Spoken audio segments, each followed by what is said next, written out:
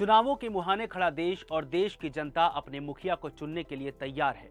अब इस मुखिया का जन्म भाजपा वाले एनडीए के गर्भ से होगा या फिर कांग्रेस वाले इंडिया से, इसका फैसला कुछ महीनों में हो जाएगा। मगर इस फैसले की आखिरी कड़ी तक पहुंचने के लिए देश में आज का मुद्दा क्या है? नमस्कार, द न्यूज 15 में आपका स्वागत है। मेरा नाम है रविशंकर। कांग्रेस के युवराज राहुल गांधी अपनी भारत जोड़ो यात्रा लेकर उत्तर प्रदेश क्या पहुंचे? पूरे देश में सीटों का बंटवारा शुरू हो गया। दिल्ली हो या गुजरात, उत्तर प्रदेश हो या हरियाणा, हर जगह इंडिया गठबंधन सक्रिय हो गया। अब अगर आप ये समझ रहे हो कि मोदी अस्त्र की गर्जना विपक्षी गठबंधन इंडिया झेल नहीं पा रहा है और इसीलिए इनमें सक्रियता दिखाई पड़ रही है, तो आप बिल्कुल सही सोच रहे हैं। इसका उदाहरण ले लीजिए उत्तर प्रदेश से, जहां 25 सीटों पर अड़ी कांग्रेस पहले 17 सीटों पर मान गई और अब सुनने में आ रहा है कि एकला चलो की राह अपना चुकी मायावती भी यू टर्न लेने वाली हैं। दरअसल मायावती के खेमे से ये मांग उठनी शुरू हो गई है कि बसपा को इंडिया गठबंधन में शामिल हो जाना चाहिए। मायावती की बसपा में क्या चल रहा है, इसे समझने से पहले याद कर लीजिए 2019 के लोकसभा चुनाव, जब बसपा और सपा ने साथ में चुनाव लड़ा था। तब बसपा ने 10 सांसद बनाए थे और सपा के खाते में आए थे 5 सांसद। मगर अब कौन साथ रहेगा? गाजीपुर से सांसद बने अफजाल अंसारी को सपा ने इस बार अपना प्रत्याशी बना लिया है। अफजाल अंसारी 2024 में सपा की साइकिल पर सवार हो गए हैं। अफजाल ही नहीं, बाकी सांसद भी इसी राह पर खड़े नजर आ रहे हैं। वहीं अमरोहा संसदीय सीट से सांसद कुंवर दानिश अली को बसपा प्रमुख मायावती ने पार्टी से निलंबित कर दिया था। राहुल गांधी की भारत जोड़ो यात्रा में शिरकत कर उन्होंने अपने लिए सियासी ठिकाना तलाश कर लिया है। माना जा रहा है कि वो कांग्रेस का दामन थाम सकते हैं।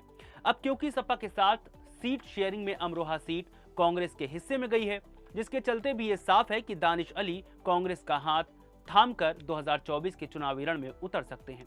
फिर आते हैं बिजनौर लोकसभा सीट पर। यहां से सांसद मल्लुक नागर आरएलडी के साथ अपनी नजदीकियां बढ़ा रहे हैं। आरएलडी का भारतीय जनता पार्टी के साथ गठबंधन होने के बाद से ये माना जा रहा है कि मल्लुक नागर आरएलडी में शामिल हो सकते हैं। इसी तरह सहारनपुर से सांसद हाजी फजलुर रहमान सपा के साथ अपनी नजदीकियां बढ़ा रहे हैं, लेकिन सीट शेयरिंग में सहारनपुर सीट कांग्रेस के खाते में चली गई है। हाजी फजलुर रहमान साइलेंट मोड में नजर आ रहे हैं और बसपा ने उनकी सपा के साथ बढ़ती नजदीकियों को देखते हुए माजिद अली को सहारनपुर सीट का प्रभारी नियुक्त कर रखा है। फिर आइए जौनपुर में। यहां से बसपा सांसद श्याम सिंह यादव दिसंबर 2022 में राहुल गांधी की पहली भारत जोड़ो यात्रा में शामिल हुए थे। इसके बाद भाजपा से लेकर समाजवादी पार्टी के साथ भी अपनी नजदीकियां बढ़ाई। मुख्यमंत्री योगी आदित्यनाथ से श्याम यादव ने मुलाकात भी की थी। इसके बाद चर्चा तेज हो गई थी कि जौनपुर लोकसभा सीट से भाजपा का टिकट चाहते हैं, लेकिन पार्टी ने उन्हें अभी तक हरी झंडी नहीं दिखाई है। फिर पूर्वांचल के लालगंज लोकसभा सीट से सांसद संगीता आजाद का भी बसपा से मोहभंग हो रहा है। उनके पति पूर्व विधायक अरिमर्दन आजाद भाजपा के साथ जाने की कोशिश में जुटे हैं। माना जाता है कि सांसद ने पिछले साल घोषित विधानसभा उपचुनाव में भाजपा की मदद की थी, लेकिन पार्टी सपा से हार गई। अरिमर्दन आजाद और सीमा आजाद भाजपा में शामिल हो सकते हैं, क्योंकि मुख्यमंत्री योगी आदित्यनाथ से लेकर प्रधानमंत्री मोदी तक से मुलाकात कर चुके हैं। घोसी से सांसद अतुल राय पिछले 5 साल से जेल में बंद हैं, लेकिन उनके करीबी 2024 में लोकसभा चुनाव में उनके लिए सियासी बिसात बिछाने में जुटे हैं। इसके अलावा श्रावस्ती से बसपा सांसद राम शिरोमणि वर्मा भी अपने लिए सुरक्षित ठिकाना तलाश कर रहे हैं। वो भाजपा के बड़े नेताओं से मिल चुके हैं, लेकिन अभी तक उन्हें लेकर कोई तस्वीर साफ नहीं है। रितेश पांडे, अतुल राय और श्याम सिंह यादव भाजपा में जाने को लेकर ताक लगाए बैठे हैं और उन्हें सिर्फ बुलावे का इंतजार है। कहने का अर्थ ये है कि बसपा के ज्यादातर सांसद मायावती का साथ छोड़ सकते हैं। शायद यही कारण है कि मायावती पर इंडिया गठबंधन में जाने का प्रेशर बढ़ गया है। हालांकि मायावती के लिए इंडिया गठबंधन में जाना इतना आसान भी नहीं है, क्योंकि अखिलेश यादव उन्हें गिरगिट से लेकर न जाने क्या क्या कह चुके हैं। फिर कुछ दिनों पहले मायावती ने खुद ही गेस्ट हाउस कांड की याद भी दिलाई थी।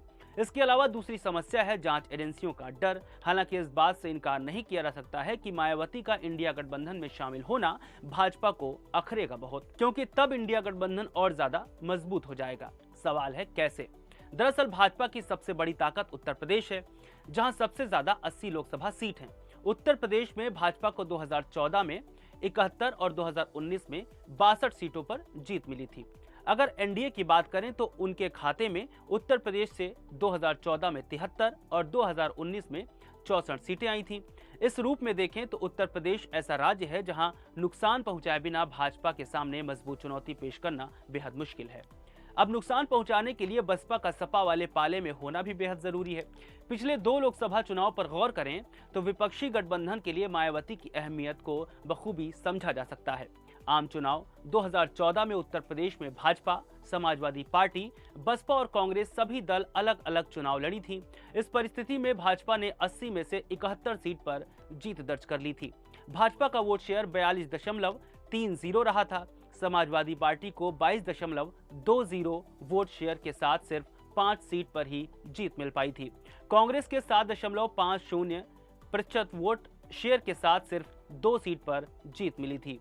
मायावती की पार्टी 19.60% वोट हासिल करने के बावजूद खाता तक नहीं खोल सकी थी।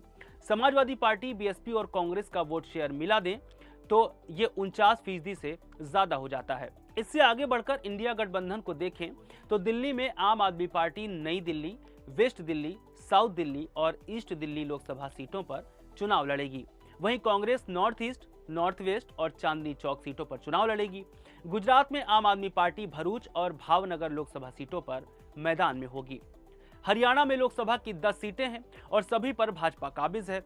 आम आदमी पार्टी को कांग्रेस ने यहां पर कुरुक्षेत्र की सीट दी है, जबकि बाकी 9 सीटों पर कांग्रेस खुद चुनाव लड़ेगी। कुरुक्षेत्र की सीट से फिलहाल भाजपा के नायब सिंह सांसद हैं। गोवा की 2 लोकसभा सीटें हैं, जिनमें से एक पर आम आदमी पार्टी ने कुछ दिन पहले अपना उम्मीदवार घोषित कर दिया था। आम आदमी पार्टी ने गोवा दक्षिण सीट पर वेंजी वेगास को अपना उम्मीदवार बनाया था। अब गठबंधन के तहत आम आदमी पार्टी अपना उम्मीदवार यहां से वापस लेगी और कांग्रेस दोनों सीटों पर चुनाव लड़ेगी। वहीं चंडीगढ़ पर पहले आम आदमी पार्टी अपना उम्मीदवार उतारने का ऐलान कर रही थी, लेकिन अब आम आदमी पार्टी कांग्रेस का समर्थन करेगी, यानी चंडीगढ़ सीट आम आदमी पार्टी ने कांग्रेस को देने का फैसला लिया है। अभी तक जिन सीटों पर बात हुई ये तो थी इंडिया गठबंधन की एक तस्वीर। दूसरी और बहुत जरूरी तस्वीर है पश्चिम बंगाल की, जहां ममता बनर्जी ने साफ कर दिया था कि बंगाल में टीएमसी राज्य की 42 सीटों पर अकेली लड़ेगी। कांग्रेस या लेफ्ट में से किसी के साथ समझौता नहीं किया जाएगा। इसके बाद कांग्रेस की ओर से यह बयान आया कि सीटों के बंटवारे पर बातचीत चल रही है। टीएमसी ने पहले 2 सीट देने की पेशकश की थी और वो अब 5 सीट देने पर राजी हो गई है। कांग्रेस के नेता जयराम रमेश ने कहा था कि बातचीत के दरवाजे अभी बंद नहीं हुए हैं। ममता बनर्जी से सीट बंटवारे को लेकर बातचीत चल रही है। उन्होंने इस संदर्भ में समाजवादी पार्टी और आम आदमी पार्टी का उदाहरण भी दिया। कांग्रेस ने दोनों पार्टियों के साथ सीटें साझा की हैं, इसलिए कांग्रेस नेता को उम्मीद है कि तृणमूल कांग्रेस के साथ सभी उलझनें सुलझा ली जाएंगी। लेकिन जयराम रमेश के बयान के बाद डेरेक ओब्रायन का बयान आया। उन्होंने कहा, कुछ हफ्ते पहले तृणमूल सुप्रीमो ने कहा था कि बंगाल की 42 सीटों पर तृणमूल अकेली लड़ेगी। असम और मेघालय की कुछ सीटों पर टीएमसी चुनाव लड़ेगी। पार्टी अभी भी इस स्थिति पर अड़ी हुई है। राज्यसभा सांसद डेरेक ओब्रायन के बयान से साफ है कि अब सीट बंटवारे की कोई संभावना नहीं है। इंडिया गठबंधन की सबसे बड़ी पार्टी कांग्रेस फिलहाल जिस तरह से आस क्षेत्रीय दलों से लगाए हुए है, वैसी स्थिति बनती दिख नहीं रही है और अभी तक कांग्रेस के अलावा सपा और आम आदमी पार्टी ही इंडिया गठबंधन का हिस्सा बन पाए हैं। बाकी ममता बनर्जी का साथ आना भी बेहद जरूरी है। हालांकि कांग्रेस के साथ एक परेशानी और खड़ी हो गई है कि आम आदमी पार्टी का उनके साथ आना पार्टी के दिग्गजों को बागी बना रहा है, चाहे गुजरात में अहमद पटेल की बेटी हो या फिर अन्य राज्यों के दिग्गज नेता। इसका बड़ा कारण ये निकलकर सामने आ रहा है कि अरविंद केजरीवाल ने सिर्फ दिल्ली से ही नहीं, पंजाब से भी कांग्रेस को पूरी तरह से साफ कर दिया है और आने वाले वक्त में आम आदमी पार्टी ही कांग्रेस का विकल्प बनती जा रही है।